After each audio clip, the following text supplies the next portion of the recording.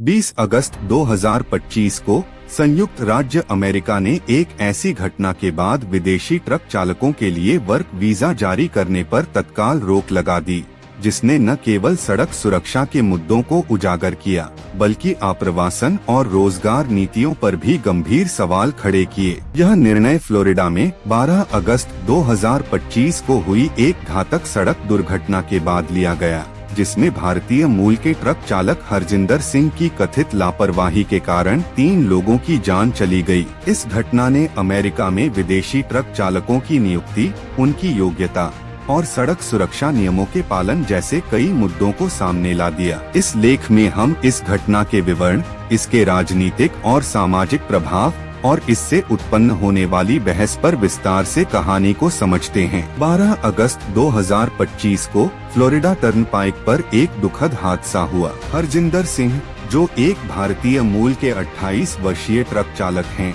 ने अपने tractor trailer के साथ एक अवैध यू टर्न लिया। इस यू टर्न के परिणाम स्वरूप उनका ट्रेलर सड़क पर आड़ा हो गया, जिसके कारण पास की लेन में तेज गति से आ रही एक मिनी वैन ट्रेलर से टकरा गई। टक्कर इतनी जोरदार थी कि मिनी वैन ट्रेलर के नीचे फंस गई और इसमें सवार 3 लोगों की मौके पर ही मौत हो गई। हरजिंदर सिंह और उनके ट्रक में सवार एक अन्य यात्री को कोई चोट नहीं आई। फ्लोरिडा हाईवे पेट्रोल की रिपोर्ट के अनुसार यह दुर्घटना वेस्ट पाम बीच से लगभग 80 किलोमीटर उत्तर में हुई। हरजिंदर सिंह ने दुर्घटना के बाद फ्लोरिडा छोड़ दिया और कैलिफोर्निया भाग गए, जहां उन्हें बाद में यूएस मार्शल्स ने गिरफ्तार किया। उन्हें फ्लोरिडा लाया गया, जहां उन पर 3 मामलों में वाहन हत्या, वेहिक्युलर होमिसाइड का आरोप लगाया गया। शनिवार को हुई सुनवाई में जज ने हरजिंदर को एक अवैध प्रवासी और उच्च जोखिम वाला व्यक्ति माना, जिसके कारण उन्हें जमानत से इनकार कर दिया गया। हरजिंदर सिंह,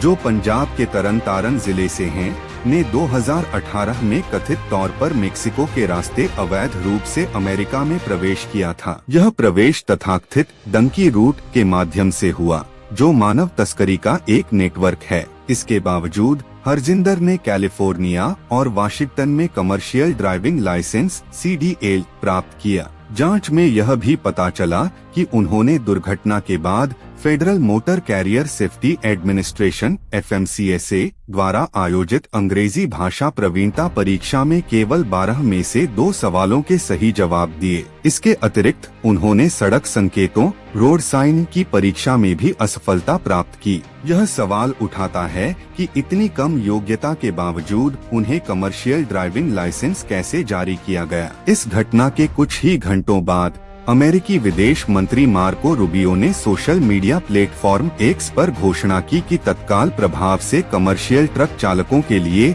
सभी वर्क वीजा जारी करने पर रोक लगाई जा रही है। उन्होंने अपने बयान में कहा, अमेरिकी सड़कों पर बड़े ट्रैक्टर ट्रेलर ट्रकों को चलाने वाले विदेशी चालकों की बढ़ती संख्या अमेरिकी नागरिकों की जिंदगी को खतरे में डाल रही है और अमेरिकी ट्रक चालकों की आजीविका को कमजोर कर रही है।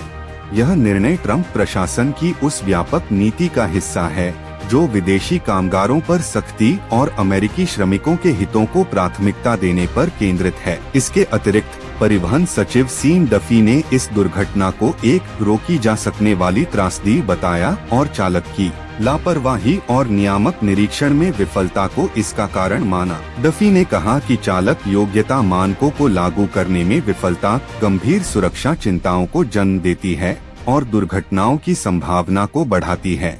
इस घटना ने अमेरिका में आप्रवासन और सड़क सुरक्षा को लेकर गर्मागर्म बहस छेड़ दी है। रिपब्लिकन नेतृत्व, विशेष रूप से फ्लोरिडा में, ने इस दुर्घटना को कैलिफोर्निया की डेमोक्रेटिक नीतियों पर हमला करने के अवसर के रूप में उपयोग किया। फ्लोरिडा के लेफ्टिनेंट गवर्नर जे कॉलिंस ने कैलिफोर्निया के गवर्नर गैविन न्यूसम की नीतियों की आलोचना की, जिन्होंने हरजिंदर को अमेरिका में रहने और कमर्शियल ड्राइविंग लाइसेंस प्राप्त करने की अनुमति दी। कॉलिंस ने इन नीतियों को सार्वजनिक सुरक्षा के लिए खतरा बताया। हालांकि कुछ विशेषज्ञों और आप्रवासन समर्थकों का कहना है कि इस तरह की नीतिगत प्रतिक्रियाएं जल्दबाजी में और भेदभावपूर्ण हो सकती हैं। अमेरिकन इमिग्रेशन लॉयर्स एसोसिएशन के अध्यक्ष जेफ जोसेफ ने बताया कि इस वित्तीय वर्ष में केवल लगभग 1500 ट्रक चालक वीजा जारी किए गए थे और पिछले वर्ष एक 400। उन्होंने तर्क दिया कि विदेशी चालकों को पूरी तरह से प्रतिबंधित करना उद्योग की मांगों को संतुलित करने के लिए उचित नहीं है,